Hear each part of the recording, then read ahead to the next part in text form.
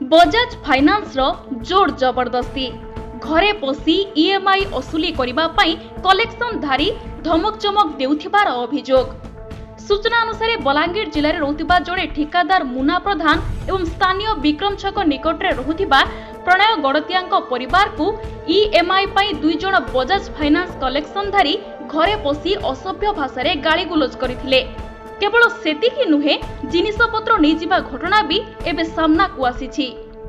सेपटे एही दुई हिताधिकारी प्रणय गड़तिया एवं मुना प्रधान सहर मध्य थिबा बजाज फाइनान्स ऑफिस को जाई कलेक्शन धारीक विषय रे खोलताड़ करथिले।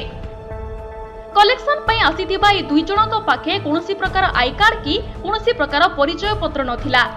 बजाज फाइनान्स रो बिना कोनोसी नोटिस की बिना कोनोसी मेसेज रे सीधा सड़क घरे पसी डकायतंक भली ईएमआई असुली करुछंती ताहा चिंतार कारण पाल्टिछि एही हिताधिकारी मानकु। तेबे बजाज फाइनान्स रो एपली निंदनीय कार्यकलाप जोगु आईन रो द्वारस्थ हेबा पई कहिसंती हिताधिकारी। सेपटे बजाज फाइनान्स कर्तृपक्ष की उच्च पदस्थ अधिकारी को कोनोसी प्रतिक्रिया मिली नथिबा सूचना मिलिछि। बलांगीर सुनील त्रिपाठी को रिपोर्ट द उत्कल.in।